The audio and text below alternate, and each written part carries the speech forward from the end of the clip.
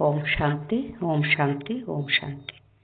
ಬಾಗ್ದಾದ ಮಧುಬನ್ ಮುರಳಿ 18/12/2025. ಇಲ್ಲಿ ಬಾಬಾ ಏನು ಹೇಳ್ತಾ ಇದ್ದಾರೆ, ಮಧುರ ಮಕ್ಕಳೇ, ನೀವು ಮಕ್ಕಳನ್ನು ಜ್ಞಾನದಿಂದ ಶೃಂಗಾರ ಮಾಡಲು ಬೇಹದ್ದಿನ ತಂದೆಯು ಬಂದಿದ್ದಾರೆ. ಶ್ರೇಷ್ಠ ಪದವಿಯನ್ನು ಪಡೆಯಬೇಕೆಂದರೆ ಸದಾ ಶೃಂಗಾರಿತರಾಗಿರಿ. ಬಾಬಾ ತನ್ನ ಮಕ್ಕಳನ್ನು ಶೃಂಗಾರ ಮಾಡ್ತಾ ಇದ್ದಾರೆ. ಯಾವುದರಿಂದ? ಗುಣಗಳಿಂದ, ಶಕ್ತಿಗಳಿಂದ ಮತ್ತು ಜ್ಞಾನದಿಂದ. ಅಂದರೆ ನಾವು ಆತ್ಮಗಳು ಎಷ್ಟೆಷ್ಟು ಗುಣ, ಶಕ್ತಿ, ಜ್ಞಾನದಂತೆ ನಡೀತೀವೋ ಅಷ್ಟಷ್ಟು ನಮ್ಮ ಪುರುಷಾರ್ಥ ಬಾಬಾ ನೆನಪು ಏಕರಸವಾಗಿರ್ತದೆ. ಅಲ್ಲಿ ಶ್ರೇಷ್ಠ ಪದವಿ ಪಡೆಯುವಂಥ ಪುರುಷಾರ್ಥ ಆಗ್ತದೆ. ಪ್ರಶ್ನೆ: ಯಾವ ಮಕ್ಕಳನ್ನು ನೋಡಿ ಬೇಹದ್ದಿನ ತಂದೆಯು ಖುಷಿ ಪಡುತ್ತಾರೆ? ಉತ್ತರ: ಯಾವ ಮಕ್ಕಳು ಸರ್ವಿಸಿಗಾಗಿ ಎವರೆಡಿಯಾಗಿರುತ್ತಾರೆ, ಅಲೌಕಿಕ ಮತ್ತು ಪಾರಲೌಕಿಕ ತಂದೆಯನ್ನು ಪೂರ್ಣ ಅನುಸರಿಸುತ್ತಾರೆ, ಜ್ಞಾನ ಯೋಗದಿಂದ ಆತ್ಮವನ್ನು ಶೃಂಗಾರ ಮಾಡಿಕೊಳ್ಳುತ್ತಾರೆ. ಯಾರು ಪತಿತರನ್ನು ಪಾವನರನ್ನಾಗಿ ಮಾಡುವ ಸೇವೆ ಮಾಡುತ್ತಾರೆಯೋ ಅಂಥ ಮಕ್ಕಳನ್ನು ನೋಡಿ ಬೇಹದ್ದಿನ ತಂದೆಗೆ ಬಹಳ ಖುಷಿಯಾಗುತ್ತದೆ. ನನ್ನ ಮಕ್ಕಳು ಪರಿಶ್ರಮ ಪಟ್ಟು ಶ್ರೇಷ್ಠ ಪದವಿ ಪಡೆಯಬೇಕೆಂಬುದೇ ತಂದೆಯ ಬಯಕೆಯಾಗಿದೆ. ಬಾಬಾ ಇಲ್ಲಿ ಏನು ಹೇಳ್ತಾ ಇದ್ದಾರೆ? ಸೇವೆ. ಬಾಬಾ ಸ್ಪಷ್ಟ ಹೇಳಿದ್ದಾರೆ, ನಾನು ಸೇವಾದಾರಿ ಮಕ್ಕಳನ್ನೇ ಪ್ರೀತಿ ಮಾಡೋದು ಅಂತ. ಯಾಕೆ ಅಂದರೆ ಯೋಗ ಮಾಡೋದು, ಜ್ಞಾನದಂತೆ ನಡೆದಿದ್ದು ನಮ್ಮ ಪಾಪಗಳನ್ನ ಭಸ್ಮ ಮಾಡ್ಕೊಳ್ಳೋಕ್ಕೆ. ಸೇವೆ ಅಂದರೆ ಅನ್ಯರ ಕಲ್ಯಾಣಕ್ಕಾಗಿ ಅಲ್ಲಿ ತ್ಯಾಗ ಮಾಡೋದಿರುತ್ತೆ, ಹೌದಾ? ಅದಕ್ಕೆ ಸೇವಾದಾರಿ ಮಕ್ಕಳನ್ನೇ ನಾನು ಪ್ರೀತಿ ಮಾಡ್ತೀನಿ ಅಂತ ಹೇಳ್ತಾರೆ. ನಂತರ ಬಾಬಾ ಏನು ಹೇಳ್ತಾರೆ, ಇವಾಗ ಯಾರು ಪರಿಶ್ರಮ ಪಟ್ಟು ಸೇವೆ ಮಾಡ್ತಾರೋ ಅಂಥ ಮಕ್ಕಳಿಗೆ ಅಂತಿಮದಲ್ಲಿ ಸುಖ ತೋರಿಸ್ತೀನಿ ಅಂತ ಹೇಳ್ಯಾರ ಬಾಬಾ. ಅಂದ್ರೇನು? ಹಸಿವೆ ನೀರಡಿಕೆ ಅನ್ನೋ ಬುದ್ಧಿನ ತಗೊಂಡ್ಬಿಡ್ತಾರೆ. ಹಸಿವೆ ಆಗಲ್ಲ, ನೀರಡಿಕೆ ಆಗಲ್ಲ. ನೋಡ್ರಿ, ಅವಾಗ ಧಾರಾಕಾರ ಮಳೆ, ಭೂಕಂಪ, ಸುನಾಮಿ, ತಿನ್ನಕ್ಕೆ ಅನ್ನ ಸಿಗಲ್ಲ, ಕುಡಿಯೋಕ್ಕೆ ನೀರು ಸಿಗಲ್ಲ, ತ್ರಾಯ್ ಅಂತಿರ್ತಾವೆ ಆತ್ಮಗಳೆಲ್ಲ. ಆದರೆ ಬೆಂಕಿಗೆ ಬಟ್ಟಿ ಬಿದ್ದರೂ ಬೆಕ್ಕಿನ ಮರಿಗಳು ಸೇಫ್ಟಿ ಆಗಿದ್ವಂತೆ. ಅಂದರೆ ಬಾಬಾ ತನ್ನ ಮಕ್ಕಳನ್ನ ತನ್ನ ಛತ್ರಛಾಯೆಯಲ್ಲಿ ಸುರಕ್ಷಿತವಾಗಿ ಇಡುತ್ತಾರೆ. ಅದಕ್ಕೆ ಅದೇ ಸೇವಾದಾರಿ ಮಕ್ಕಳಿಗೆ ನೋಡಿ ತುಂಬ ಖುಷಿ ಪಡ್ತೀನಿ ಅಂತ ಹೇಳ್ತಾ ಇದ್ದಾರೆ ಬಾಬಾ. ಓಂ ಶಾಂತಿ. ಆತ್ಮಿಕ ತಂದೆಯು ಆತ್ಮಿಕ ಮಕ್ಕಳ ಪ್ರತಿ ತಿಳಿಸುತ್ತಾರೆ. ಮಧುರಾತಿ ಮಧುರ ಮಕ್ಕಳೇ, ಹೇಗೆ ಲೌಕಿಕ ತಂದೆಗೆ ಮಕ್ಕಳು ಪ್ರಿಯರೆನಿಸುತ್ತಾರೆಯೋ ಹಾಗೆಯೇ ಬೇಹದ್ದಿನ ತಂದೆಗೂ ಸಹ ಬೇಹದ್ದಿನ ಮಕ್ಕಳು ಪ್ರಿಯರೆನಿಸುತ್ತಾರೆ. ತಂದೆಯು ಮಕ್ಕಳಿಗೆ ನನ್ನ ಮಕ್ಕಳು ಶ್ರೇಷ್ಠವನ್ನು ಪದವಿಯನ್ನು ಪಡೆಯಲಿ ಎಂದು ಶಿಕ್ಷಣ ಸಾವಧಾನವನ್ನು ನೀಡುತ್ತಾರೆ. ಇದೇ ತಂದೆಯ ಬಯಕೆಯಾಗಿರುತ್ತದೆ. ಹಾಗೆಯೇ ಬೇಹದ್ದಿನ ತಂದೆಗೂ ಸಹ ಇದೇ ಇಚ್ಛೆ ಇರುತ್ತದೆ. ಮಕ್ಕಳನ್ನು ಜ್ಞಾನ ಮತ್ತು ಯೋಗದ ಆಭರಣಗಳಿಂದ ಶೃಂಗಾರ ಮಾಡುತ್ತಾರೆ. ಮಕ್ಕಳು ಶ್ರೇಷ್ಠ ಪದವಿಯನ್ನು ಪಡೆಯಲೆಂದು ನಿಮ್ಮನ್ನು ಇಬ್ಬರು ತಂದೆಯರು ಶೃಂಗಾರ ಮಾಡುತ್ತಾರೆ. ಅಂದರೆ ದೇಹ ಕೊಟ್ಟು ತಂದೆ ಮತ್ತು ಆತ್ಮದ ತಂದೆ ಇಬ್ಬರು ನಮಗೇನು ಮಾಡ್ತಾರೆ? ಸುಖದ ಜೀವನ ಕೊಡೋಕ್ಕಾಗಿ ಶೃಂಗಾರ ಮಾಡ್ತಾ ಇದ್ದಾರೆ. ಮಕ್ಕಳು ಬಾಬಾ ಇಲ್ಲಿ ಏನು ಹೇಳ್ತಾ ಇದ್ದಾರೆ? ಅಲೌಕಿಕ ತಂದೆಯು ಖುಷಿಯಾಗುತ್ತಾರೆ ಮತ್ತು ಪಾರಲೌಕಿಕ ತಂದೆಯು ಖುಷಿ ಪಡುತ್ತಾರೆ. ಯಾವ ಮಕ್ಕಳು ಚೆನ್ನಾಗಿ ಪುರುಷಾರ್ಥ ಮಾಡುವರೋ ಅವರನ್ನು ನೋಡಿ ಫಾಲೋ ಫಾದರ್ ಎಂದು ಗಾಯನ ಮಾಡಲಾಗುತ್ತದೆ. ಅಂದಾಗ ಇಬ್ಬರನ್ನೂ ಫಾಲೋ ಮಾಡಬೇಕಾಗಿದೆ. ಒಬ್ಬರು ಆತ್ಮಿಕ ತಂದೆ, ಇನ್ನೊಬ್ಬರು ಅಲೌಕಿಕ ತಂದೆ. ಮಕ್ಕಳು ಪುರುಷಾರ್ಥ ಮಾಡಿ ಶ್ರೇಷ್ಠ ಪದವಿಯನ್ನು ಪಡೆಯಬೇಕಾಗಿದೆ. ಬಾಬಾ ಏನು ಹೇಳಿದರು? ಫಾಲೋ ಫಾದರ್, ಅಲೌಕಿಕ ತಂದೆ ಯಾರು? ಬ್ರಹ್ಮ ತಂದೆ. ಅಂದರೆ ಅವ್ರು ಯಾವ ರೀತಿ ಪುರುಷಾರ್ಥ ಮಾಡಿದರು, ಎಷ್ಟು ತ್ಯಾಗ ಮಾಡಿದರು, ಆಮೇಲೆ ಎಷ್ಟು ನಿದ್ರಾಜಿತ್ತು ಆದರು. ಅಂದರೆ 2 ಗಂಟೆ ನಿದ್ದೆ ಮಾಡ್ತಾಯಿದ್ರು. ಈ ರೀತಿ ನಾವೇನು ಮಾಡಬೇಕು? ನಾವು ಫಾಲೋ ಫಾದರ್ ಮಾಡಬೇಕು. ಬಾಬಾ ಇಲ್ಲಿ ಏನು ಹೇಳ್ತಾ ಇದ್ದಾರೆ? ಯಾವಾಗ ನೀವು ಬಟ್ಟೆಯಲ್ಲಿರುತ್ತಿದ್ದೀರೋ ಆಗ ಎಲ್ಲರ ಕಿರೀಟ ಸಹಿತ ಭಾವಚಿತ್ರಗಳನ್ನು ತೆಗೆಯಲಾಗಿತ್ತು. ತಂದೆ ತಿಳಿಸಿದ್ದಾರೆ, ಸ್ಥೂಲವಾಗಿ ಪ್ರಕಾಶತೆಯ ಕಿರೀಟವೇನೂ ಇಲ್ಲ, ಕೇವಲ ಪವಿತ್ರತೆಯ ಸಂಕೇತವಾಗಿದೆ. ಇದನ್ನು ಎಲ್ಲರಿಗೂ ತೋರಿಸುತ್ತಾರೆ. ಬಾಬಾ ಹೇಳ್ತಾರಲ್ಲ, ಒಂದು ದೇವತಾ ಕಿರೀಟ ಇಟ್ಕೊಂಡು ಆ ದೇವತಾ ಸ್ವರೂಪದ ಫೋಟೋ ಸದಾ ನಿಮ್ಮ ಜೇಬಿನಲ್ಲಿರಲಿ ಅಂತ ಹೇಳ್ತಾರೆ ಬಾಬಾ. ಯಾಕೆ ಅಂದರೆ ನಾನು ಈ ಥರ ಆಗಬೇಕು, ಈ ಲಕ್ಷಣಗಳು ನನ್ನಲ್ಲಿ ಬರ್ತಾ ಇದ್ದಾವ, ನಾನು ಈ ಪದವಿ ಪಡೆಯೋಕ್ಕೆ ಯೋಗ್ಯ ಆಗ್ತಾ ಇದ್ದೀನ, ಅದು ಬರಬೇಕು. ಬಾಬಾ ಇಲ್ಲಿ ಏನು ಹೇಳ್ತಾ ಇದ್ದಾರೆ, ಸ್ಥೂಲವಾಗಿ ಯಾವುದೇ ಬಿಳಿಯ ಬೆಳಕಿನ ಕಿರೀಟವೇನೂ ಇರುವುದಿಲ್ಲ. ಇದನ್ನು ಕೇವಲ ಪವಿತ್ರತೆಯ ಸಂಕೇತವಾಗಿ ತಿಳಿಸಲಾಗುತ್ತದೆ. ಮೊಟ್ಟ ಮೊದಲು ನೀವು ಸತ್ಯಯುಗದಲ್ಲಿ ಬರುತ್ತೀರಿ, ನೀವೇ ಇದ್ದಿರಲ್ಲವೇ? ತಂದೆ ಹೇಳುತ್ತಾರೆ, ಆತ್ಮಗಳು ಮತ್ತು ಪರಮಾತ್ಮನು ಬಹಳ ಕಾಲ ಅಗಲಿ ಹೋಗಿದ್ದರು. ನೀವು ಮಕ್ಕಳೇ ಮೊಟ್ಟ ಮೊದಲು ಬರುತ್ತೀರಿ, ಮತ್ತು ನೀವೇ ಮೊದಲಿಗೆ ಹೋಗಬೇಕಾಗಿದೆ. ಬಾಬನ ಜೊತೆಗೆ ಹೋಗೋರು ಯಾರು? ನಾವೇ. ಮತ್ತು ಬಾಬನ ಫಸ್ಟು ಅಗಲೋರು ಯಾರು? ನಾವೇ. ಬಾಬಾ ಏನು ಹೇಳ್ತಾರೆ, ನೀವು ಮುಕ್ತಿಧಾಮದ ದ್ವಾರವನ್ನು ತೆರೆಯಬೇಕಾಗಿದೆ. ತಂದೆಯು ನೀವು ಮಕ್ಕಳನ್ನು ಶೃಂಗರಿಸುತ್ತಾರೆ. ಹೇಗೆ ತಂದೆಯ ಮನೆಯಲ್ಲಿದ್ದಾಗ ವನವಾಸದಲ್ಲಿರುತ್ತಾರೆ, ಈ ಸಮಯದಲ್ಲಿ ನೀವು ಸಹ ಸಾಧಾರಣವಾಗಿ ಇರಬೇಕಾಗಿದೆ. ಬಹಳ ಉತ್ತಮ ಮಟ್ಟದಲ್ಲಿಯೂ ಅಲ್ಲ, ಕೀಳು ಮಟ್ಟದಲ್ಲಿಯೂ ಅಲ್ಲ. ಅಂದರೆ ಸ್ವಲ್ಪ ರಾಯಲ್ ಆಗಿ, ಬಾಬನ ಮಕ್ಕಳು ಅಂದರೆ ಗೌರವ ಬರೋ ಥರ ಇರಬೇಕು. ಬಟ್ ಉತ್ತಮ ಭಾಳ ಚೆಂದ ಕಾಣಬೇಕು ಅಂತೇಳಿ ಹೆಚ್ಚು ಶೃಂಗಾರ ಮಾಡ್ಕೊಳ್ಳೋದಲ್ಲ. ಬಾಬಾ ಏನು ಹೇಳ್ತಾ ಇದ್ದಾರೆ, ನಾನು ಸಾಧಾರಣ ತನುವಿನಲ್ಲಿ ಪ್ರವೇಶ ಮಾಡುತ್ತೇನೆ. ಯಾವುದೇ ದೇಹದಾರಿಗೆ ಭಗವಂತನೆಂದು ಹೇಳಲು ಸಾಧ್ಯವಿಲ್ಲ. ಮನುಷ್ಯರು ಮನುಷ್ಯರ ಸದ್ಗತಿ ಮಾಡಲು ಸಾಧ್ಯವಿಲ್ಲ. ಸದ್ಗತಿಯನ್ನು ಸದ್ಗುರುಗಳೇ ಮಾಡುತ್ತಾರೆ. ಮನುಷ್ಯರು 60 ವರ್ಷಗಳ ನಂತರ ವಾನಪ್ರಸ್ಥವನ್ನು ಸ್ವೀಕರಿಸಿ ಗುರುಗಳನ್ನು ಮಾಡಿಕೊಳ್ಳುತ್ತಾರೆ. ಈ ಪದ್ಧತಿಯು ಈಗಿನದಾಗಿದೆ. ಇದು ಮತ್ತೆ ಭಕ್ತಿ ಮಾರ್ಗದಲ್ಲಿ ನಡೆಯುತ್ತದೆ. ಇತ್ತೀಚೆಗೆ ಚಿಕ್ಕ ಮಕ್ಕಳಿಗೂ ಗುರುಗಳನ್ನು ಮಾಡಿಸಿಬಿಡುತ್ತಾರೆ. ಬರೀ ವಾನಪ್ರಸ್ಥ ಸ್ಥಿತಿಯಾಗಿಲ್ಲ, ಆದರೆ ಆಕಸ್ಮಿಕವಾಗಿ ಮೃತ್ಯು ಬಂದು ಬಿಡುತ್ತದೆಯಲ್ಲವೇ? ಆದ್ದರಿಂದ ಮಕ್ಕಳಿಗೂ ದೀಕ್ಷೆಯನ್ನು ಕೊಡಿಸಿ ಗುರುಗಳನ್ನು ಮಾಡಿಸಿಬಿಡುತ್ತಾರೆ. ಹೇಗೆ ತಂದೆ ತಿಳಿಸುತ್ತಾರೆ, ನೀವೆಲ್ಲರೂ ಆತ್ಮರಾಗಿದ್ದೀರಿ. ಎಲ್ಲರಿಗೆ ಆಸ್ತಿಯನ್ನು ಪಡೆಯುವ ಅಧಿಕಾರವಿದೆ. ಗುರುಗಳಿಲ್ಲದೆ ನೆಲೆಯಿಲ್ಲ. ಅರ್ಥಾತ್ ಬ್ರಹ್ಮತತ್ವದಲ್ಲಿ ಲೀನವಾಗುವುದಿಲ್ಲವೆಂದು ಅವರು ಹೇಳುತ್ತಾರೆ. ಅಂದ್ರೇನು? ಅವರು ಮೋಕ್ಷ ಮುಕ್ತಿ ಅಂದರೆ ಏನು ಅನ್ಕೊಂಡಾರ? ಹೋಗಿ ಪರಂಧಾಮದಲ್ಲಿ ನಾವು ಲೀನ ಆಗಿಬಿಡ್ತೀವಿ. ಪರಂಧಾಮನೇ ಪರಮಾತ್ಮ, ಪರಂಧಾಮದಲ್ಲಿ ಲೀನ ಆಗಿಬಿಡ್ತೀವಿ.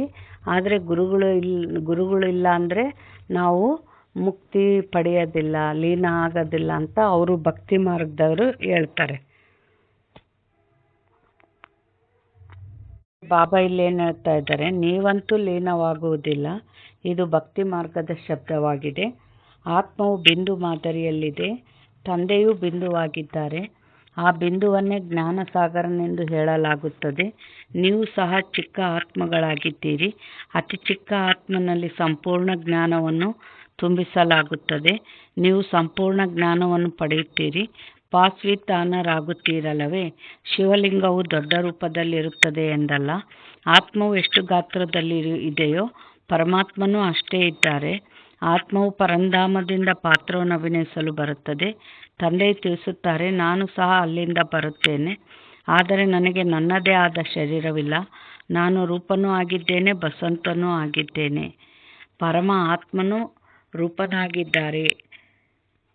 ಬಾಬಾ ಏನು ಹೇಳ್ತಾರೆ ಅಂದರೆ, ಶಕ್ತಿ ಸ್ವರೂಪನೂ ಆಗಿದ್ದಾರೆ, ಶಕ್ತಿಯ ಸಾಗರನೂ ಆಗಿದ್ದಾರೆ, ಜ್ಞಾನ ಸಾಗರನೂ ಆಗಿದ್ದಾರೆ ಬಾಬಾ. ಅವರಲ್ಲಿ ಸಂಪೂರ್ಣ ಜ್ಞಾನವು ತುಂಬಲ್ಪಟ್ಟಿದೆ. ಜ್ಞಾನದ ಮಳೆಯನ್ನು ಸುರಿಸುತ್ತಾರೆ. ಅದರಿಂದ ಎಲ್ಲ ಮನುಷ್ಯರು ಪಾಪಾತ್ಮರಿಂದ ಪುಣ್ಯಾತ್ಮರಾಗಿ ಬಿಡುತ್ತಾರೆ. ತಂದೆಯು ಗತಿ ಸದ್ಗತಿ ಎರಡನ್ನೂ ಕೊಡುತ್ತಾರೆ. ನೀವು ಸದ್ಗತಿಯಲ್ಲಿ ಹೋಗುತ್ತೀರಿ, ಉಳಿದವರೆಲ್ಲರೂ ಗತಿಯಲ್ಲಿ ಅರ್ಥಾತ್ ತಮ್ಮ ಮನೆಗೆ ಹೋಗುತ್ತಾರೆ. ಅದು ಮಧುರ ಮನೆಯಾಗಿದೆ. ಅಂದರೆ ಜ್ಞಾನಕ್ಕೆ ಬರಲಾರ್ದವರೆಲ್ಲ ಪರಂಧಾಮದಾಗ ಕೂತು ಬಿಡ್ತಾರೆ ಹೋಗಿ. ನಾವೇನು ಮಾಡ್ತೀವಿ, ಮತ್ತೆ ಸುಖನ ಭೋಗ್ಸಕ್ಕೆ ಸತ್ಯಯುಗ ತ್ರೇತಾಯುಗದ ಬರ್ತೀವಿ. ಬಾಬಾ ಏನು ಹೇಳ್ತಾ ಇದ್ದಾರೆ, ಆತ್ಮವೇ ಈ ಕಿವಿಗಳ ಮೂಲಕ ಕೇಳುತ್ತದೆ. ಈಗ ತಂದೆ ತಿಳಿಸುತ್ತಾರೆ, ಮಧುರಾತಿ ಮಧುರ ಅಗಲಿ ಹೋಗಿ ಮರಳಿ ಸಿಕ್ಕಿದ ಮಕ್ಕಳೇ, ಹಿಂತಿರುಗಿ ಹೋಗಬೇಕಾಗಿದೆ. ನಾನು ಎಲ್ಲರನ್ನು ಕರೆದುಕೊಂಡು ಹೋಗಲು ಬಂದಿದ್ದೇನೆ. ಆತ್ಮಗಳಿಗೆ ಶಿವನ ಮೆರವಣಿಗೆ ಎಂದು ಹೇಳುತ್ತಾರೆ.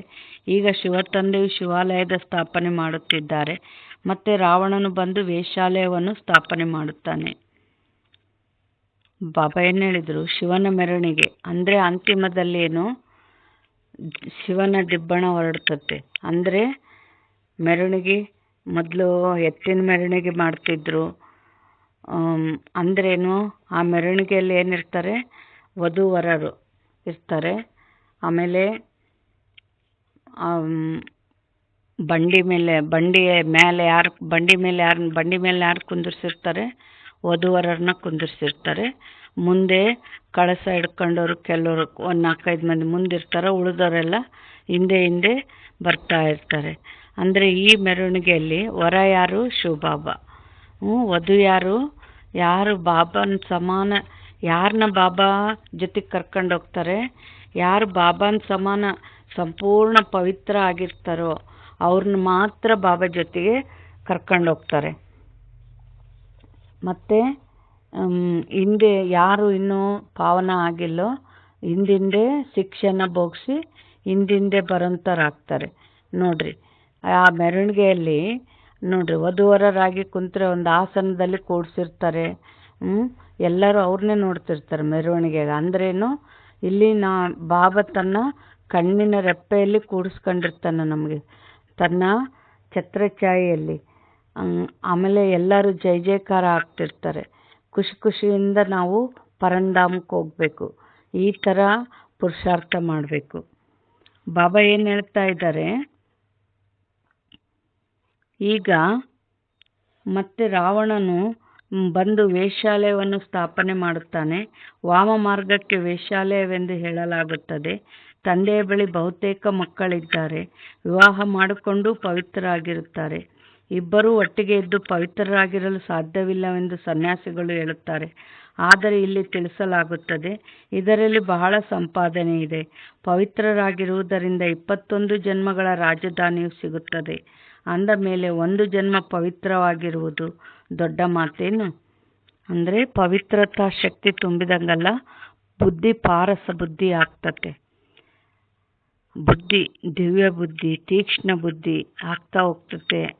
ಅಂದರೆ ಜ್ಞಾನ ರತ್ನಗಳು ಬುದ್ಧಿಯಲ್ಲಿ ತುಂಬಿ ನಾನು ಪಡಿಬೇಕು ಅಂತ ತೀವ್ರ ಪುರುಷಾರ್ಥ ಮಾಡ್ತೀವಿ. ತೀವ್ರ ಗತಿಯಲ್ಲಿ ಶ್ರೇಷ್ಠ ಪದವಿ ಪಡಿತೀವಿ. ಬಾಬಾ ಇಲ್ಲೇನು ಹೇಳ್ತಾ ಇದ್ದಾರೆ, ಕೃಷ್ಣನಿಗೂ ಸಹ ಶ್ಯಾಮ ಸುಂದರನೆಂದು ಹೇಳುತ್ತಾರೆ. ಈ ತಿಳುವಳಿಕೆ ಈ ಸಮಯದ್ದಾಗಿದೆ. ಬ್ರಹ್ಮ ಹಳ್ಳಿಯ ಬಾಲಕನೆಂದು ಹೇಳಲಾಗುತ್ತದೆ. ಅವಶ್ಯವಾಗಿ ಮೊದಲು ಇವರು ಆಗಿದ್ದರಲ್ಲವೇ? ಕೃಷ್ಣನಂತೂ ಗೊಲ್ಲ ಬಾಲಕನಾಗಲು ಸಾಧ್ಯವಿಲ್ಲ. ಇವರದೇ ಬಹಳ ಜನ್ಮಗಳ ಅಂತಿಮದಲ್ಲಿ ತಂದೆಯು ಪ್ರವೇಶ ಮಾಡಿ ಸುಂದರರನ್ನಾಗಿ ಮಾಡುತ್ತಾರೆ. ನೀವೀಗ ಒಬ್ಬ ತಂದೆಯನ್ನೇ ನೆನಪು ಮಾಡಬೇಕಾಗಿದೆ. ಬಾಬಾ, ತಾವು ಎಷ್ಟು ಮಧುರರಾಗಿದ್ದೀರಿ, ಎಷ್ಟು ಮಧುರ ಆಸ್ತಿಯನ್ನು ಕೊಡುತ್ತೀರಿ. ನಮ್ಮನ್ನು ಮನುಷ್ಯರಿಂದ ದೇವತೆ ಮಂದಿರಕ್ಕೆ ಯೋಗ್ಯರನ್ನಾಗಿ ಮಾಡುತ್ತೀರಿ. ಹೀಗೆ ತಮ್ಮೊಂದಿಗೆ ಮಾತನಾಡಿಕೊಳ್ಳಬೇಕಾಗಿದೆ. ಬಾಯಿಂದ ಏನನ್ನೂ ಹೇಳುವಂತಿಲ್ಲ. ಭಕ್ತಿ ಮಾರ್ಗದಲ್ಲಿ ತಾವು ಪ್ರಿಯತಮನನ್ನು ಎಷ್ಟು ಪ್ರೀತಿ ಮಾಡುತ್ತಾ ನೆನಪು ಮಾಡುತ್ತಾ ಬಂದಿದ್ದೀರಿ. ಈಗ ತಾವು ಸತ್ತಿದ್ದೀರಿ. ಬಾಬಾ ಏನು ಹೇಳಿದರು, ಸತ್ತಿದ್ದೀರಿ ಅಂದ್ರೇನು? ಬುದ್ಧಿಯಿಂದ ದೇಹದ ಜಗತ್ತಿನಲ್ಲಿ ಬುದ್ಧಿಯನ್ನು ತೆಗೆದೀವಿ. ಬುದ್ಧಿ ಎಲ್ಲೇ ಐತಿ ಇವಾಗ? ನಮಗೆ ಬಾಬಾನ ಜೊತೆಗೆ ಐತೆ. ಬಾಬಾ, ತಾವಂತೂ ಎಲ್ಲರಿಗಿಂತ ಮಧುರರಾಗಿದ್ದೀರಿ. ತಮ್ಮನ್ನು ನಾವೇಕೆ ನೆನಪು ಮಾಡುವುದಿಲ್ಲ? ತಮಗೆ ಪ್ರೇಮ ಶಾಂತಿಯ ಸಾಗರನೆಂದು ಹೇಳಲಾಗುತ್ತದೆ. ತಾವೇ ಆಸ್ತಿಯನ್ನು ಕೊಡುತ್ತೀರಿ. ಬಾಕಿ ಪ್ರೇರಣೆಯಿಂದ ಏನೂ ಸಿಗುವುದಿಲ್ಲ. ತಂದೆಯಂತೂ ಸಮ್ಮುಖದಲ್ಲಿ ಬಂದು ನೀವು ಮಕ್ಕಳಿಗೆ ಓದಿಸುತ್ತಾರೆ. ಇದು ಪಾಠಶಾಲೆಯಲ್ಲವೇ? ತಂದೆಯು ತಿಳಿಸುತ್ತಾರೆ, ನಾನು ನಿಮ್ಮನ್ನು ರಾಜರಿಗೂ ರಾಜರನ್ನಾಗಿ ಮಾಡುತ್ತೇನೆ. ಇದು ರಾಜಯೋಗವಾಗಿದೆ. ನೀವೀಗ ಮೂಲವತನ, ಸೂಕ್ಷ್ಮವತನ, ಸ್ಥೂಲವತನವನ್ನು ಅರಿತಿದ್ದೀರಿ. ಇಷ್ಟು ಚಿಕ್ಕ ಆತ್ಮವು ಹೇಗೆ ಪಾತ್ರವನ್ನು ಅಭಿನಯಿಸುತ್ತದೆ? ಇದು ಮಾಡಲ್ಪಟ್ಟಂಥ ನಾಟಕವಾಗಿದೆ. ಇದಕ್ಕೆ ಅನಾದಿ ಅವಿನಾಶಿ ಸೃಷ್ಟಿ ನಾಟಕವೆಂದು ಹೇಳಲಾಗುತ್ತದೆ. ನಾಟಕವು ಸುತ್ತುತ್ತಿರುತ್ತದೆ. ಇದರಲ್ಲಿ ಸಂಶಯದ ಯಾವುದೇ ಮಾತಿಲ್ಲ. ತಂದೆಯು ಸೃಷ್ಟಿಯ ಆದಿ ಮಧ್ಯ ಅಂತ್ಯದ ರಹಸ್ಯವನ್ನು ತಿಳಿಸುತ್ತಾರೆ. ನೀವು ಸುದರ್ಶನ ಚಕ್ರಧಾರಿಗಳಾಗಿದ್ದೀರಿ. ನಿಮ್ಮ ಬುದ್ಧಿಯಲ್ಲಿ ಇಡೀ ಚಕ್ರವು ಸುತ್ತುತ್ತಿರುತ್ತದೆ. ಅಂದಾಗ ಇದರಿಂದ ನಿಮ್ಮ ಪಾಪಗಳು ಕತ್ತರಿಸಲ್ಪಡುತ್ತವೆ. ಬಾಕಿ ಕೃಷ್ಣನು ಯಾವುದೇ ಸುದರ್ಶನ ಚಕ್ರವನ್ನು ತಿರುಗಿಸಿ ಹಿಂಸೆ ಮಾಡಲಿಲ್ಲ. ಅಲ್ಲಂತೂ ಹಿಂಸೆಯ ಮಾತಾಗಲಿ ಇರುವುದಿಲ್ಲ. ಡಬಲ್ ಅಹಿಂಸಕರಾಗುತ್ತೀರಿ. ಬಾಬಾ ಏನು ಹೇಳ್ತಾ ಇದ್ದಾರೆ, ಕೃಷ್ಣ ಸ್ವದರ್ಶನ ಚಕ್ರದಿಂದ ಜಲಾಸಂದ್ರನ ತಲೆ ಕಡ್ದ ಅಂತೇಳಿ ಶಾಸ್ತ್ರದಲ್ಲಿ ಬರ್ತಾರೆ. ಅಂದರೆ ದೇವತೆಗಳು ಆ ಥರ ಹಿಂಸೆ ಮಾಡಲ್ಲ.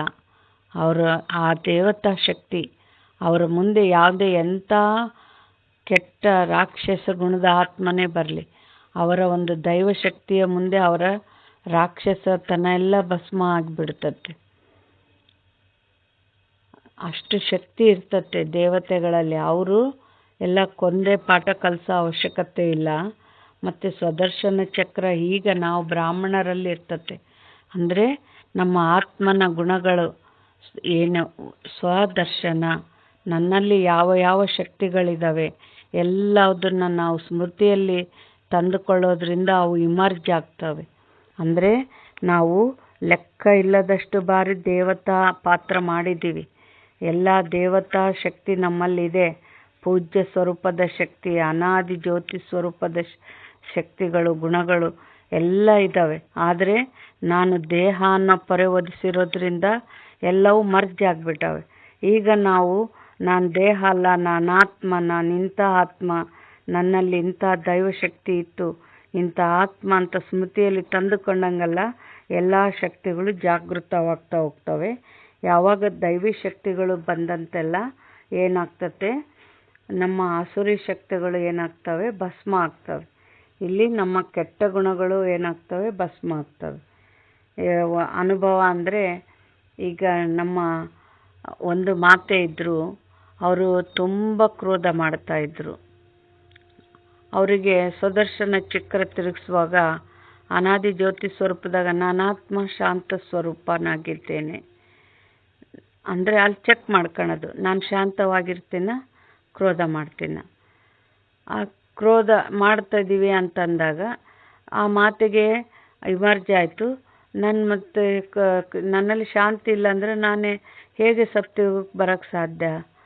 ಆ ದಿನದಿಂದ ತನ್ನ ತಪ್ಪಿನ ಅರಿವಾಯಿತು. ಆ ದಿನದಿಂದ ತಾನು ಕ್ರೋಧ ಮಾಡೋ ಸಂಸ್ಕಾರ, ಜಗಳ ಮಾಡೋ ಸಂಸ್ಕಾರನ ಬಿಟ್ಟರು. ಅಂದರೆ ಆ ಸ್ವದರ್ಶನ ಚಕ್ರ ತಿರುಗಿಸಿದ್ರಿಂದ ಆ ಮಾತಿಗೆ ಏನಾಯಿತು, ಆಕೆಯ ಪಾಪದ ತಲೆ ಕತ್ತರಿಸ್ತು. ಈ ರೀತಿ ಸ್ವದರ್ಶನ ಚಕ್ರ ಬೇರೆ ಯಾರ ತಲೆನೂ ತೆಗೆಯೋದಿಲ್ಲ.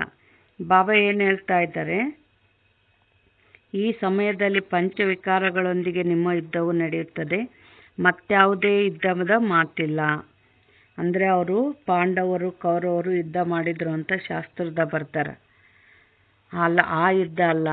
ಇವಾಗ ಒಂದು ಕಡೆ ದೈವಿ ಶಕ್ತಿ, ಬಾಬನ ಜ್ಞಾನ, ಮಕ್ಕಳೇ ಕ್ರೋಧ ಮಾಡಬೇಡ್ರಿ, ಇನ್ನೊಬ್ರಿಗೆ ದುಃಖ ಕೊಡಬೇಡ್ರಿ. ಒಂದು ಕಡೆ ಬಾಬನ ಜ್ಞಾನ, ಒಂದು ಕಡೆ ನಮ್ಮ ಅಸುರಿ ಸಂಸ್ಕಾರ, ಜನ್ಮ ಜನ್ಮ ಇದನ್ನೇ ಮಾಡ್ಕೊಂಬಂದ್ಬಿಟ್ಟಿವಿ. ಆಗ ಯುದ್ಧ ನಡೀತತೆ. ಅದರಲ್ಲಿ ಯಾವುದು ಗೆಲ್ತತೆ, ಯಾರಿಗೆ ಯೋಗ ಶಕ್ತಿ ಇರ್ತತೋ ಅವರಿಗೆ ಬಾಬನ ಜ್ಞಾನ ಗೆಲ್ತತೆ, ಯಾರು ಯೋಗ ಮಾಡಲ್ಲ ಅವರಿಗೆ ಅಸುರಿ ಸಂಸ್ಕಾರನೇ ಗೆಲ್ತತೆ. ಇದು ಆತ್ಮದಲ್ಲಿ ಈಗ ಯುದ್ಧ ನಡೀತಾ ಐತೆ. ನೀವೀಗ ಶ್ರೇಷ್ಠಾತಿ ಶ್ರೇಷ್ಠರು, ನಂತರ ಶ್ರೇಷ್ಠಾತಿ ಶ್ರೇಷ್ಠ ಆಸ್ತಿಯಾದ ಈ ಲಕ್ಷ್ಮೀನಾರಾಯಣರಂತೂ ಲಕ್ಷ್ಮೀನಾರಾಯಣರಂತೆ ಶ್ರೇಷ್ಠರಾಗಬೇಕಾಗಿದೆ. ಎಷ್ಟು ನೀವು ಪುರುಷಾರ್ಥ ಮಾಡುವಿರೋ ಅಷ್ಟು ಶ್ರೇಷ್ಠ ಪದವಿಯನ್ನು ಪಡೆಯುತ್ತೀರಿ. ಕಲ್ಪಕಲ್ಪವೂ ಅದೇ ನಿಮ್ಮ ವಿದ್ಯೆಯೂ ಇರುವುದು. ಈಗ ಒಳ್ಳೆಯ ಪುರುಷಾರ್ಥ ಮಾಡಿದರೂ ಕಲ್ಪಕಲ್ಪವೂ ಮಾಡುತ್ತಾ ಇರುತ್ತೀರಿ. ಲೌಕಿಕ ವಿದ್ಯೆಯಿಂದ ಇಷ್ಟೊಂದು ಪದವಿ ಸಿಗಲು ಸಾಧ್ಯವಿಲ್ಲ. ಆತ್ಮಿಕ ವಿದ್ಯೆಯಿಂದ ಸಿಗುತ್ತದೆ. ಶ್ರೇಷ್ಠ ಶ್ರೀ ಲಕ್ಷ್ಮೀನಾರಾಯಣರಾಗುತ್ತಾರೆ. ಇವರು ಮನುಷ್ಯರೇ, ಆದರೆ ದೈವಿ ಗುಣಗಳನ್ನು ಧಾರಣೆ ಮಾಡುತ್ತಾರೆ. ಆದ್ದರಿಂದ ದೇವತೆಗಳೆಂದು ಹೇಳಲಾಗುತ್ತದೆ. ಉಳಿದಂತೆ 8-10 ಭುಜಗಳಿರುವಂಥ ವ್ಯಕ್ತಿಯು ಯಾರೂ ಇರುವುದಿಲ್ಲ. ಅಂದರೆ ನಾವು ದೇವತೆಗಳಂದರೆ ಶಾಸ್ತ್ರದಾಗೆ ಏನೆಲ್ಲ ಬರೆದಿಟ್ಬಿಟ್ಟಿವಿ. ಅವರಿಗೆ ಹುಟ್ಟು ಇಲ್ಲ, ಸಾವು ಇಲ್ಲ, ಆಕಾಶದಾಗ ಓಡಾಡ್ತಿರ್ತಾರೆ, 8-10 ಭುಜಗಳಿರ್ತವೆ, ಏನೆಲ್ಲ ಬರೆದಿಟ್ಬಿಟ್ಟಿವಿ. ಆ ಥರ ಏನಿಲ್ಲ. ಅವರು ನಮ್ಮಂತೆ ದೇಹಧಾರಿಗಳೇ. ಆದರೆ ಈ ಆತ್ಮದಲ್ಲಿ ದೈವಶಕ್ತಿ ಇದ್ದಾಗ ದೇವತೆಗಳು ಅನ್ಸ್ಕೊಂತಾರೆ, ಕೆಟ್ಟ ಗುಣಗಳಿದ್ದಾಗ ಮನುಷ್ಯರು ಅನ್ಸ್ಕೊಂತಾರೆ. ಮತ್ತು 8-10 ಕೈ ಯಾಕೆ ತೋರಿಸಿದ್ರು ಅಂದರೆ ಸಹಸ್ರ ಕೈ ಅಂದರೆ, ಈಗ ಮಮ್ಮ ನೋಡ್ರಿ, ಇವಾಗ ಯಾರನ್ನಾದರೂ ಜ್ಞಾನಕ್ಕೆ ಬರ್ರಿ ಅಂದರೆ, ಇಲ್ಲ ರೀ ನಮಗೆ ಮನೆಗೆ ಭಾಳ ಕೆಲಸ ಇರ್ತವೆ, ನಮ್ಮ ಮಕ್ಕಳು ಎಲ್ಲ ಸಂಭಾಲನೆ ಮಾಡಬೇಕು ಅಂತಾರೆ. ಹಬ್ಬ ಅಂದರೆ ಎಷ್ಟು 2-3 ಮಕ್ಕಳು ಇರ್ತವೆ. ಆದರೆ ಮಮ್ಮ ಎಷ್ಟು ಮಕ್ಕಳಿಗೆ ಪಾಲನೆ ಕೊಡ್ತಾ ಶ್ರೇಷ್ಠ ಪದವಿ ಪಡೆದ್ರು 300 ಮಕ್ಕಳಿಗೆ ಪಾಲನೆ ಕೊಡ್ತಾ. ಅಂದರೆ ತಂದೆನ ನೆನಪು ಮಾಡಿದಾಗ ಇಷ್ಟು ಯೋಗ ಶಕ್ತಿ ತುಂಬುತ್ತೆ. ಎಲ್ಲದನ್ನು ಅಲ್ಲಿ 8 ಕೈ ಅಂದರೆ 4 ಮಂದಿಗೆ 8 ಕೈ ಇರ್ತತೆ, 4 ಮನುಷ್ಯರಿಗೆ. ಅಂದರೆ 4 ಮನುಷ್ಯರು ಮಾಡೋಷ್ಟು ಕೆಲಸನ ಒಬ್ಬರೇ ಮಾಡ್ತೀವಿ. ಬ್ರಹ್ಮ ತಂದೆ ನೋಡ್ರಿ ಎಷ್ಟು ಮಾಡ್ತಾ ಇದ್ದಾರೆ, ಸಾವಿರಾರು ಭುಜಗಳನ್ನ ತೋರಿಸ್ತಾರೆ ಬ್ರಹ್ಮನಿಗೆ. ಅಂದರೆ ಈ ಎಲ್ಲ ಕೈಗಳ ಸಹಯೋಗದಿಂದ ಬ್ರಹ್ಮ ತಂದೆ ಸೇವೆ ಮಾಡ್ತಾ ಇದ್ದಾರೆ. ಈ ಎಲ್ಲ ಮಕ್ಕಳಿಗೆ ಜನ್ಮ ಕೊಟ್ಟಿದ್ದಾರೆ. ಇದರೆಲ್ಲ ಯಾದಗಾರು ಅಷ್ಟು ಭುಜಗಳನ್ನ ತೋರಿಸ್ತಾ ಇದ್ದಾರೆ. ಬಾಬಾ ಇಲ್ಲೇನು ಹೇಳ್ತಾ ಇದ್ದಾರೆ, ಭಕ್ತಿಯಲ್ಲಿ ದರ್ಶನವಾದಾಗ ಬಹಳ ಅಳುತ್ತಾರೆ, ದುಃಖದಲ್ಲಿ ಬಂದು ಬಹಳ ಕಣ್ಣೀರನ್ನು ಸುರಿಸುತ್ತಾರೆ. ಇಲ್ಲಂತೂ ತಂದೆ ತಿಳಿಸುತ್ತಾರೆ, ಕಣ್ಣೀರು ಬಂದಿತೆಂದರೆ ನೀವು ಅನ್ಯೋತ್ತೀರ್ಣರಾದಿರಿ. ತಾಯಿ ಸತ್ತರೂ ಸಹ ಜ್ಞಾನದ ಹಲ್ವಾ ತಿನ್ನಿ.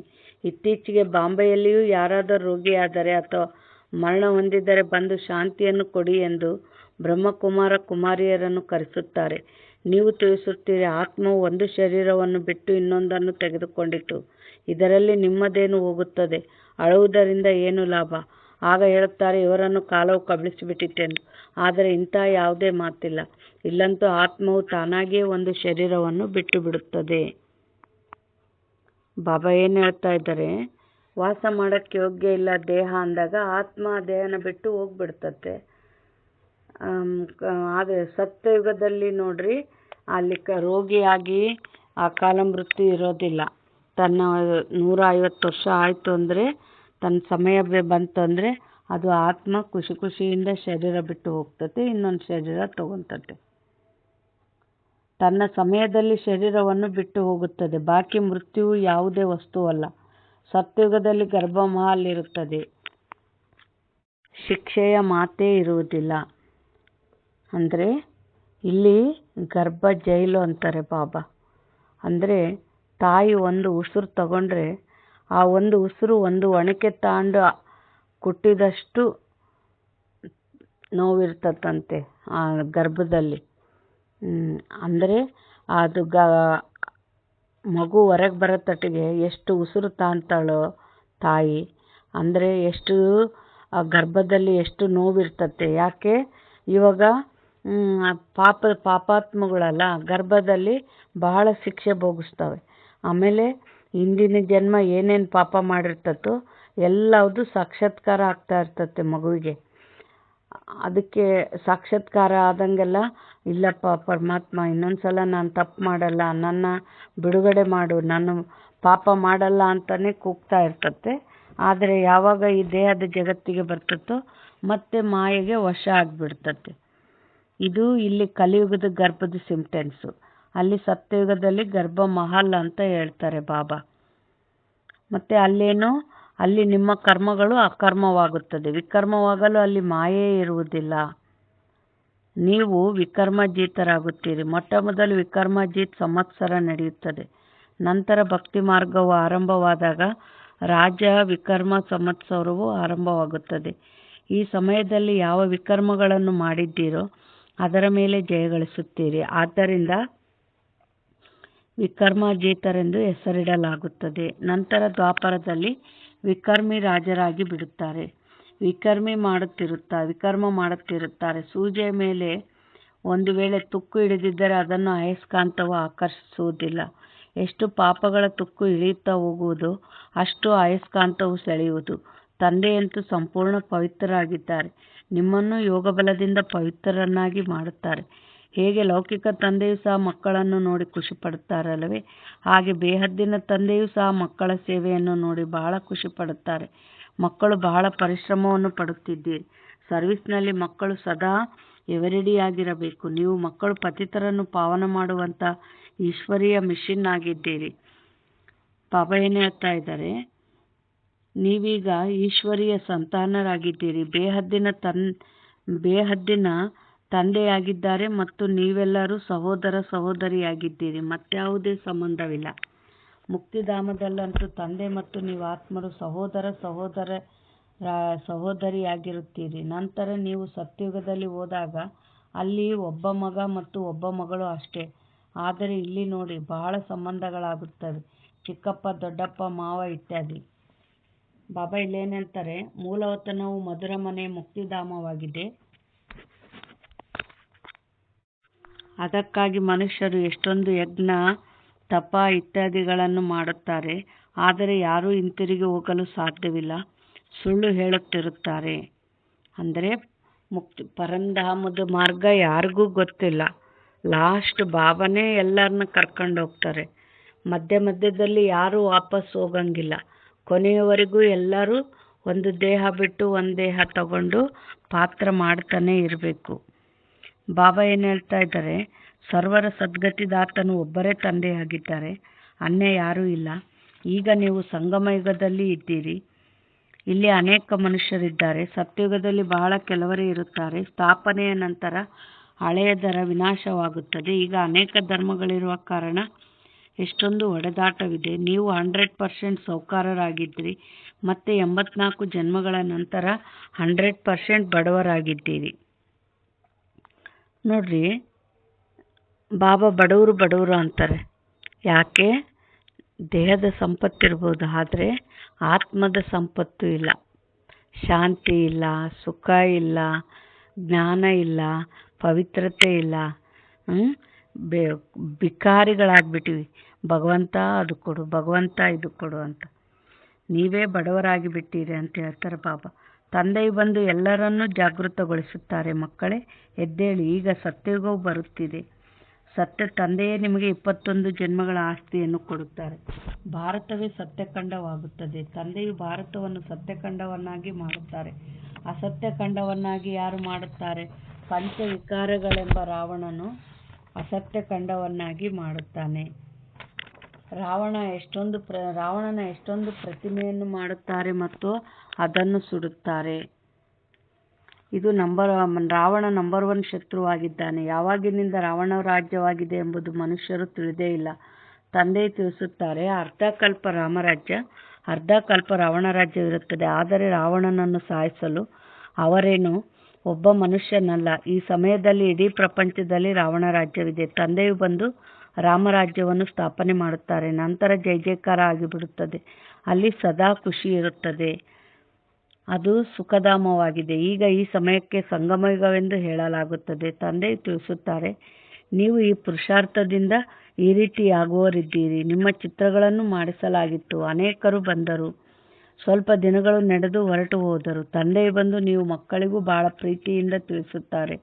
ತಂದೆ ಶಿಕ್ಷಕರು ಬಹಳ ಪ್ರೀತಿ ಮಾಡುತ್ತಾರೆ. ಗುರುಗಳು ಪ್ರೀತಿ ಮಾಡುತ್ತಾರೆ. ಸದ್ಗುರುವಿನ ನಿಂದಕರಿಗೆ ನೆಲೆ ಇಲ್ಲ.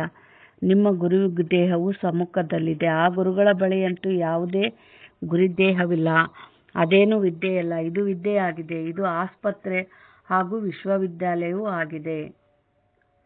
ಇದರಿಂದ ನೀವು ಸದಾ ಆರೋಗ್ಯವಂತರು, ಐಶ್ವರ್ಯವಂತರಾಗುತ್ತೀರಿ. ಬಾಬಾ ಏನಂದ್ರು? ಇದು ಆಸ್ಪತ್ರೆ ಅಂದರು.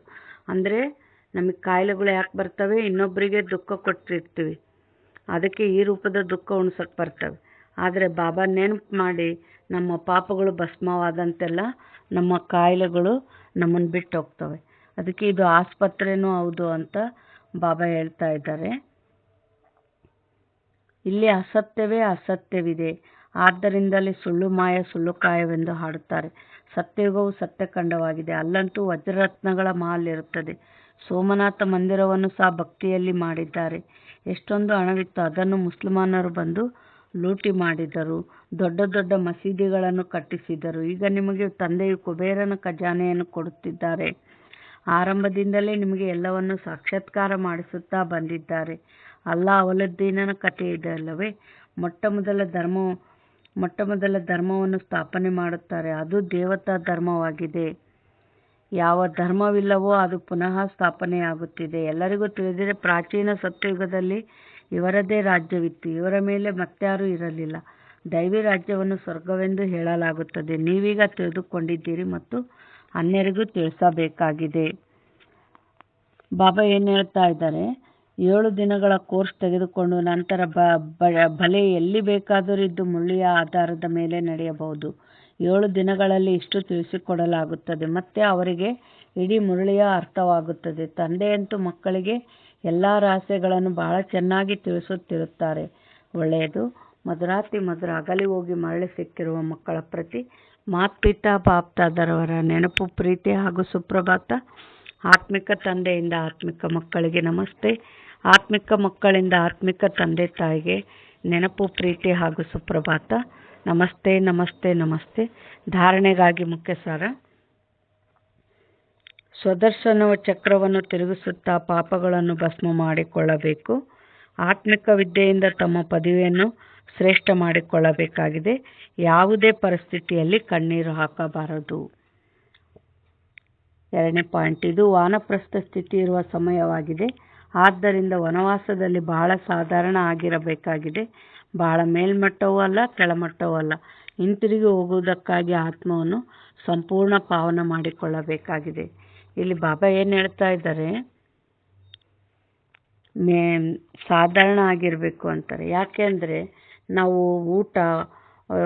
ಊಟದಲ್ಲಿ ಉಡುಗೆ ತೊಡುಗೆ ಆಭರಣಗಳಲ್ಲೇ ಆಸಕ್ತಿ ಇಟ್ಕೊಂಡಿವಂದರೆ ಬಾಬಾನಲ್ಲಿ ಆಸಕ್ತಿ ಕಡಿಮೆ ಆಗ್ತದೆ. ವರದಾನ: ಸದಾ ಮೋಲ್ಡ್ ಆಗುವಂಥ ವಿಶೇಷತೆಯಿಂದ ಸಂಪರ್ಕ ಮತ್ತು ಸೇವೆಯಲ್ಲಿ ಸಫಲರಾಗುವಂತಹ ಸಫಲತಾ ಮೂರ್ತಿ ಭವ. ಯಾವ ಮಕ್ಕಳಲ್ಲಿ ಸ್ವಯಂಗೆ ಮೋಲ್ಡ್ ಆಗುವಂಥ ವಿಶೇಷತೆ ಇದೆ ಅವರು ಸಹಜವಾಗಿ ಗೋಲ್ಡನ್ ಏಜ್ನ ಸ್ಟೇಜ್ವರೆಗೆ ತಲುಪಲು ಸಾಧ್ಯ. ಎಂಥ ಸಮಯ, ಎಂಥ ವಾತಾವರಣವೋ ಅದರ ಪ್ರಮಾಣ ತನ್ನ ಧಾರಣೆಗಳನ್ನು ಪ್ರತ್ಯಕ್ಷ ಮಾಡಲು ಮೋಲ್ಡ್ ಆಗಬೇಕಾಗುತ್ತದೆ. ಮೋಲ್ಡ್ ಆಗುವವರೇ ರಿಯಲ್ ಗೋಲ್ಡ್ ಆಗಿದ್ದಾರೆ. ಹೇಗೆ ಸಾಕಾರ ತಂದೆಯ ವಿಶೇಷತೆಯನ್ನು ನೋಡಿದಿರಿ. ಎಂಥ ಸಮಯ, ಎಂಥ ವ್ಯಕ್ತಿ, ಅಂಥ ರೂಪ. ಈ ರೀತಿ ಫಾಲೋ ಫಾದರ್ ಮಾಡಿ. ಆಗ ಸೇವೆ ಮತ್ತು ಸಂಪರ್ಕ ಎಲ್ಲದರಲ್ಲಿಯೂ ಸಹಜವಾಗಿ ಸಫಲತಾ ಮೂರ್ತಿಗಳಾಗುತ್ತೀರಿ. ಅಂದರೆ ಏನು ಹೇಳ್ತಾ ಇದ್ದಾರೆ ಬಾಬಾ? ಸಂಪರ್ಕ ಅಂದರೆ ಮನೆಯಲ್ಲಿ ಸಂಬಂಧಗಳೊಂದಿಗೆ ಸಂಪರ್ಕದಲ್ಲಿದ್ದೀವಲ್ಲ, ಅಲ್ಲಿ ನಾವು ಮೋಲ್ಡ್ ಆಗಿ, ಅದು ಅಸುರಿ ಸಂಸ್ಕಾರದವರೇ ಇದ್ದಾರೆ. ಆದರೆ ನಾವು ತಂದೆಯ ಯೋಗ ಶಕ್ತಿಯಿಂದ ಮೋಲ್ಡ್ ಆಗಿ ನಮ್ಮ ವೈಬ್ರೇಷನ್ಗೆ ಅವ್ರನ್ನ ಪರಿವರ್ತನೆ ಮಾಡಬೇಕು. ಆಗ ಮನೆಯಲ್ಲಿ ಜೀವನ ಏನಿರುತ್ತೆ ನಂದಗೋಕುಲವಾಗಿ ಇರುತ್ತೆ. ಆಮೇಲೆ ಸೇವೆಯಲ್ಲೂ ಕೂಡ ಎಲ್ಲರೊಂದಿಗೆ ಮೋಲ್ಡ್ ಆಗಿ ನಾವು ಸ್ನೇಹ ಪ್ರೀತಿಯನ್ನೇ ಕೊಟ್ಟಾಗ ಸೇವೆಯಲ್ಲಿ ಸಫಲತೆ ಸಿಗ್ತದೆ. ಸ್ಲೋಗನ್: ಎಲ್ಲಿ ಸರ್ವಶಕ್ತಿಗಳಿರುವುದೋ ಅಲ್ಲಿ ನಿರ್ವಿಘ್ನ ಸಫಲತೆ ಜೊತೆಯಲ್ಲಿ ಇರುತ್ತದೆ. ಅವ್ಯಕ್ತ ಸೂಚನೆ: ಹೇಗೆ ಸಾಕಾರದಲ್ಲಿ ಬರುವುದು ಹೋಗುವುದು ಸಹಜ ಅಭ್ಯಾಸ ಆಗಿಬಿಟ್ಟಿದೆ, ಹಾಗೆಯೇ ಆತ್ಮಕ್ಕೆ ತಮ್ಮ ಕರ್ಮಾತೀತ ಅವಸ್ಥೆಯಲ್ಲಿರುವ ಅಭ್ಯಾಸವಿರಲಿ. ಈಗೀಗ ಕರ್ಮಯೋಗಿಯಾಗಿ ಕರ್ಮದಲ್ಲಿ ಬರುವುದು, ಕರ್ಮ ಸಮಾಪ್ತಿಯಾಯಿತು ನಂತರ ಕರ್ಮಾತೀತ ಅವಸ್ಥೆಯಲ್ಲಿ ಇರುವುದು. ಇದರ ಅನುಭವ ಸಹಜವಾಗುತ್ತಾ ಹೋಗಲಿ. ಸದಾ ಲಕ್ಷ್ಯವಿರಲಿ ಕರ್ಮಾತೀತ ಅವಸ್ಥೆಯಲ್ಲಿರಬೇಕು. ನಿಮಿತ್ತ ಮಾತ್ರ ಕರ್ಮ ಮಾಡುವುದಕ್ಕೆ ಕರ್ಮಯೋಗಿಯಾಗಿ, ನಂತರ ಪುನಃ ಕರ್ಮಾತೀತ. ಅಂದರೆ ನೋಡ್ರಿ, ಫ್ರಾಕ್ಷನ್ ಆಫ್ ಸೆಕೆಂಡ್ನ ದೇಹದ ನೆನಪರ್ತದೆ. ಅದು ಹೆಂಗೆ ಅಭ್ಯಾಸ ಆಗಿತ್ತೋ ಫ್ರಾಕ್ಷನ್ ಆಫ್ ಸೆಕೆಂಡ್ನಾಗ ಆತ್ಮಿಕ ಸ್ಥಿತಿಯಲ್ಲಿರೋದು ಅಭ್ಯಾಸ ಆಗಬೇಕು. ಆಗ ಕರ್ಮಾತೀತ ಅವಸ್ಥೆ ಅಂತ ಹೇಳ್ತಾರೆ ಬಾಬಾ. ಒಳ್ಳೆಯದು. ಓಂ ಶಾಂತಿ.